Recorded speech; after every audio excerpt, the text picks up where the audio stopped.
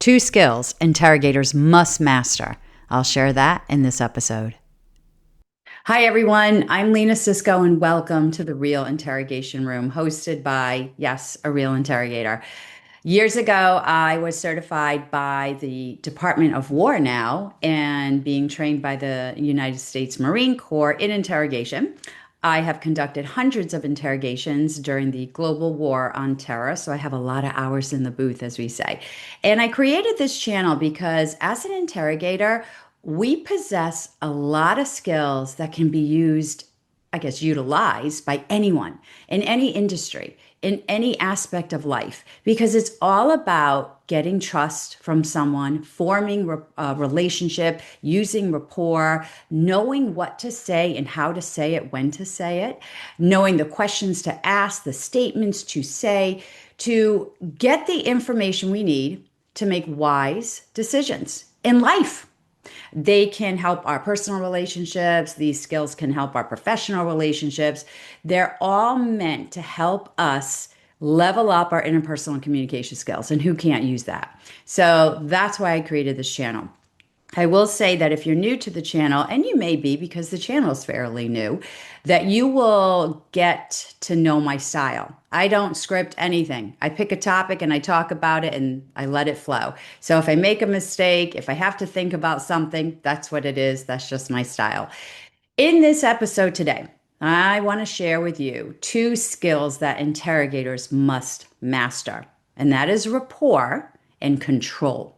Now, both of those 2 skills contain a lot of techniques and a lot of things to be able to actually be in rapport with someone to gain their trust, to get the truth, and to have total control of yourself in the situation.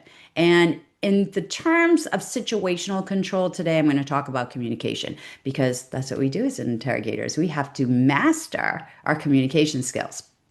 So I'm going to talk about rapport first, and I'm going to share 4 really good techniques that you can utilize to get in rapport with someone, to establish this relationship where you have that other person wanting to have a relationship with you, wanting to trust you, wanting you to trust them. And that is when we have a good rapport with a person. You need rapport with your family, your friends, your customers, your employees, your management, your leadership, stakeholders. The list goes on. We have to have rapport in our life. If we don't, we'll never have any relationships. So let me talk to you about some techniques that I use to get in rapport with people. Number 1, show interest in the person. It's really easy. It's actually an elicitation technique, showing interest. So how I show interest in someone is I ask questions about what it is they do, what they like, how they feel, their opinions. But if I feel that I'm asking too many questions and they feel that they're being interrogated, I back off and instead I use a provocative statement. And all I say is this, I would be really interested to know how you feel about that. I would be interested in the advice you have for me. That's it. That's all you have to say. Flip that question, turn it into a statement, and you start it off with, I would be interested to know, I'm interested to hear, and I will guarantee you that people will respond because who doesn't like to talk about themselves? Even if you are an introvert, you will still like to talk about yourself. It makes us feel good. So make that other person feel good. Show interest in them, but be genuine. If you are fake and you're phony, people will see right through you, and that will kill rapport. All right, so that's number 1. Number 2, it's another elicitation technique because you guys know I love that skill. It's called quid pro quo. Now, everybody knows what that means, right? This for that. But let me break it down so you can use it to build rapport with someone. Quid pro quo is about sharing. You have to share something about yourself in order to get the other person that you're communicating with to open up and share something about themselves. Now, when I use it as an elicitation technique, I'm after a certain bit of information. So if I'm after where you work or what you do for work, then I have to share what I do for work. And of course, you have to be mindful of how much you want to give up about yourself, how much you want to share about yourself. If you're meeting someone that you don't know, and they are a stranger, and you don't know if you can trust them, you don't want to share a lot about yourself. So consider what you want to share before you start to use quid pro quo. But when it comes to rapport, we share a lot of things. We share our thoughts, our feelings, our opinions, our motivations, our interests, our hobbies, our favorite music, our favorite food. The list goes on and on. So here's how you can use it to get in rapport with someone. Open up and share something about yourself. Because here's what it does to that person. If you are willing to be open and you're willing to share something about yourself, that tells the other person you trust them enough to do it. And if that person feels that you trust them, I will money back guarantee you that trust will be reciprocated. They will start to trust you. And that's how you get into rapport. And I will also money back guarantee you they will start to share similar things with you. So that's how you can use quid pro quo. Think about what it is you want to share. Open up to a person. Be mindful of what you're sharing about yourself. But when you open yourself up and you tell something about yourself as your favorite movie or your favorite sport or your favorite book that you've just read, people will start to trust you because they feel you trust them. It's a great quid pro quo relationship. All right, number 3. So we did 2 elicitation techniques. Now, this one I think is just paramount. I think this is the cream of the crop. It's finding common ground. All right. When you have a connection with someone and you have that common ground, man, it is really hard to break that trust bond. Trust is almost established immediately. Why? Because if you connect with someone and you have common ground, that just tells that person that you're similar to them. So really, it exploits the similar to me bias. And if I perceive you to be like me, and I like myself, and I trust myself, then I'm going to like you and I'm going to trust you. Common ground is the easiest thing to do with a stranger. I can find it with anybody. It's from anything from hobbies, interests, tattoos, the genre of music you listen to, where you like to go on vacation, the car you drive, the house you bought, where your kids go to school. There's so many things that you can find common ground. I was going to say get in rapport, but find common ground. It's so easy, but do it. If you forget to do it, you will never establish a connection with this person. And that is paramount. Get a connection with them. But again, don't fake it, because if you fake it, people will know that you're insincere. They'll get that gut feeling that you're not being honest, and you will kill your rapport. So find true common ground. You can also establish common ground through another person. I'll give you an example. I don't like sports. I'm not interested in them. I don't watch them. I have no idea who famous sports players are. It's just not my thing. But if I'm talking to someone that I have to get in rapport with and they love sports, well, now I have to talk about sports. But I can't say that I like them or I have a favorite team, because that would be a lie. I don't. So I go to maybe my family, right? They live in Rhode Island. They love the Patriots, New England Patriots. So I talk about my cousin who is a diehard Patriots fan. And now I establish rapport with you through sports, but through my cousin. You see how that works? So find a connection. The 4th thing I want to share with you. So we have the showing interest, we have the quid pro quo, we have finding that connection. The 4th thing is mirroring. Now, this could be a topic all on its own, but I'm just going to slim it down for this episode. Let's talk about mirroring. When people talk about mirroring, Tony Robbins talks about mirroring, actually. And he even says, yes, you can mirror with body language. You can mirror and match people's gestures, their posture. But sometimes if you do it a little too much, it's a little creepy. And people are going to think, why are you copying everything I do? We don't want to do that. We don't want to come across as creepy. So instead, I like to mirror in a couple of different ways. I like to mirror your personality preferences, your traits, your behaviors, how you're acting. Now, I'm an extrovert, but if I'm talking to someone who's more introverted, I'm going to tone down everything. I'm going to speak less, which is hard for me to do, but I will do it. So once I mirror your behaviors, again, I become more similar to you. You perceive me as being more like you. You trust me. You like me more. We get into rapport. You can also mirror in a couple other ways. I like to mirror a cadence of how someone talks. So if you're a fast talker, I may ramp up my rate of speech. If you're not, I may slow it down. You can also mirror breathing. Now, this gets really deep, but if you really want a connection with someone and you are in an interview, like what I would do back in the day, I would match your breathing.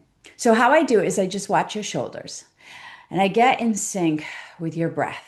Now, if you're a shallow breather, that means you're probably stressed out. I don't want to do that because I don't want to stress myself out and I want to calm you down. But if you're relaxed and calm, I'm going to try to get in sync with your breathing. And when you do, it's almost as though you can feel how that person is feeling. And that's a good connection right there. All right. So, mirroring. Yes, you can mirror posture, your stance, how you sit, how you walk, your gait, how you're standing. You can mirror gestures, but just be careful on how you do it because you never want to come across as creepy.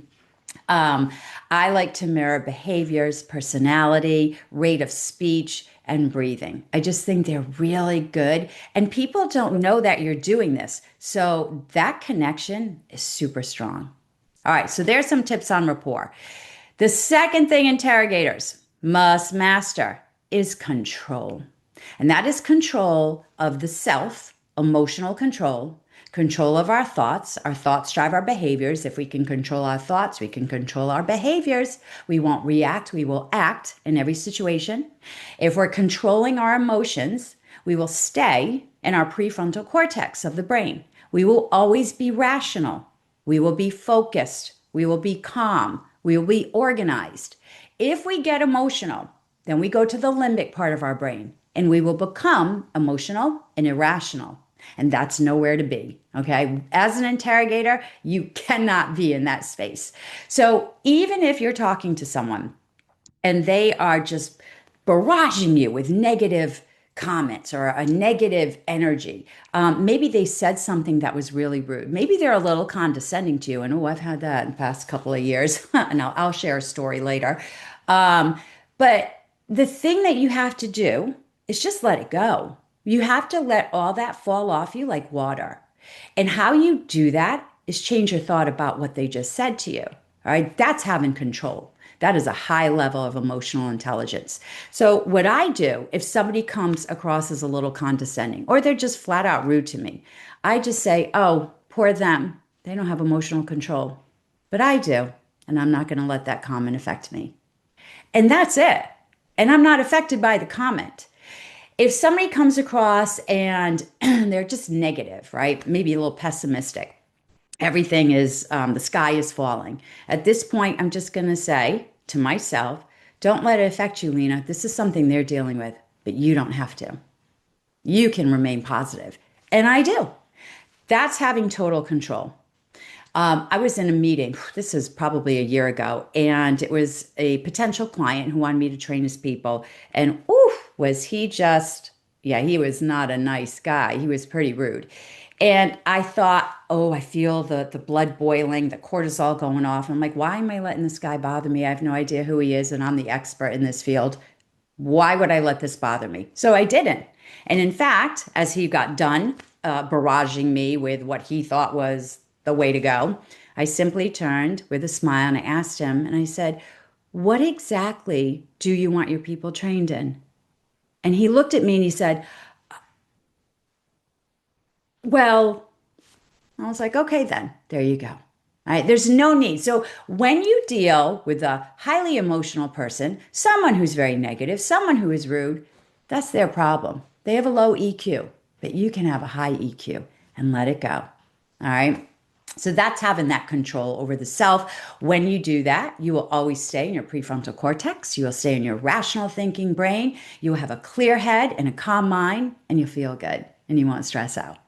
So that's number one. The other part of that control piece is situational, but I'm going to tailor that to the communication. As an interrogator, We have to control that conversation, no matter what. I talk about the topics I want to talk about. I ask the questions that I need the answers to, and that's that. And I have to guide you there with you being willing to answer my questions and be truthful and wanting to be truthful with me, right? If I have done step number one, which is building that rapport, also, when you have rapport, you create a safe environment for people. They feel comfortable around you to open up and tell you the truth, regardless of the consequences. So once I get you to feel that way and we're in rapport, the truth comes easy. But I have to control that conversation. So, a little bit on how to do that is if you ask someone a question and they don't answer you, or they answer your question with a question, you don't have to answer them. You know this. All you have to do is ask your question again. I don't let anyone get away without answering my question, but I'm not rude about it. And so if you were to answer my question with a question, so let's say I ask you, well, where were you last night? And you respond with, you want to know where I was last night? I will take a pause and I'll say, yes. And I'll just ask my question again. Where were you last night? Right? If you answer me, but you don't answer the question, instead you go, oh, usually on Wednesday nights I go here, but I didn't for some reason. I don't know why. I just wasn't feeling well.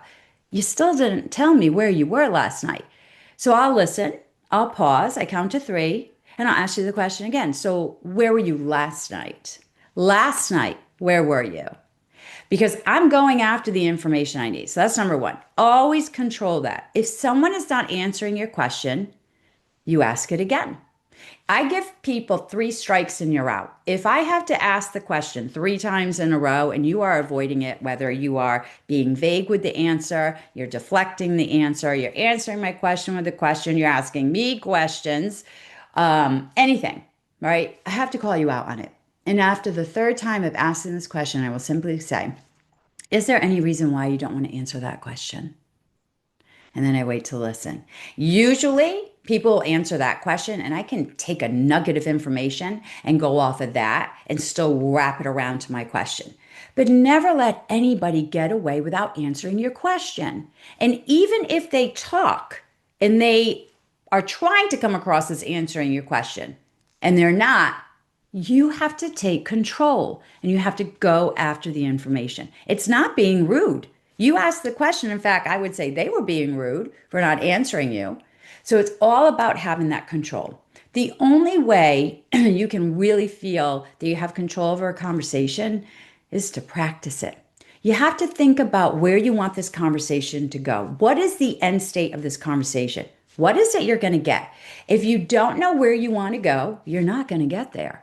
So plan it out. Have prepared questions before you go into the conversation. Make sure that you're driving the conversation to the topics you want to talk about.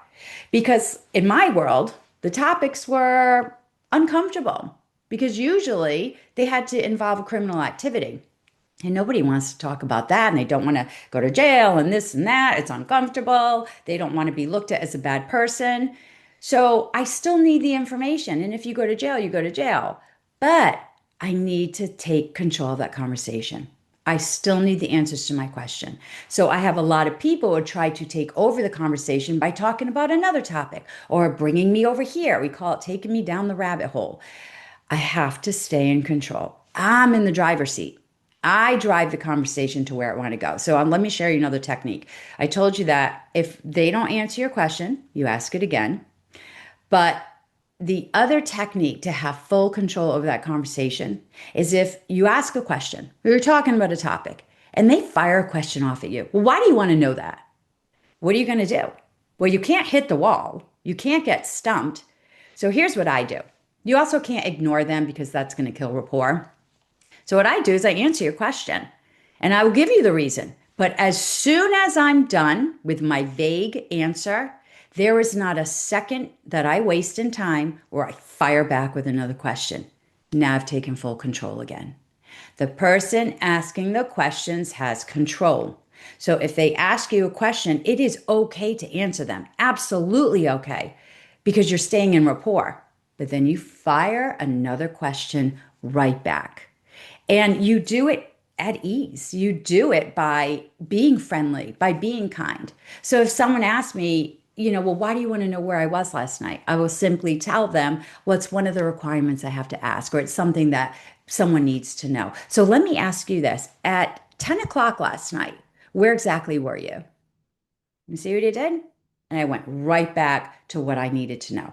But I'm not being aggressive. I'm not being rude. I'm not being accusatory. That's not my thing, which is why years ago I created the Cisco method of interviewing because it's rapport based. It is non accusatory and it's strategic, right? So, meaning it's strategic, I am planning out every what if. I have the objective of that conversation. I know how I'm going to get to what I want. And it takes a lot of thought work, it takes a lot of prep.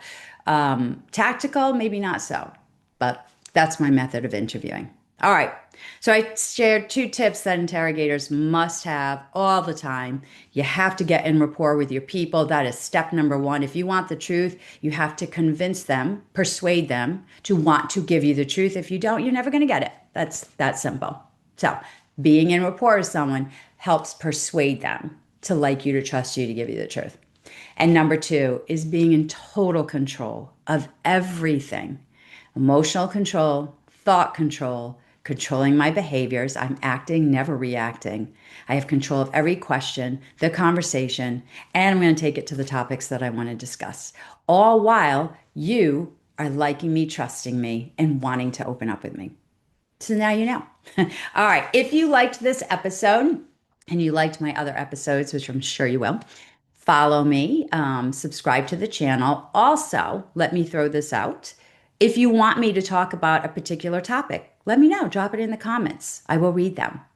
And stay tuned because I am going to do a couple of sessions where I'll be profiling some infamous people. Now, a lot of my awesome colleagues have done it. You've seen these people before, you know who they are, but now you'll get my spin on them. You will hear what I think, you will see what I see, and just get my overall analysis on their behaviors. So, again, thank you for stopping by. Welcome to the Real Interrogation Room. I'm Lena Cisco, hosted by a real interrogator. I'll see you next time.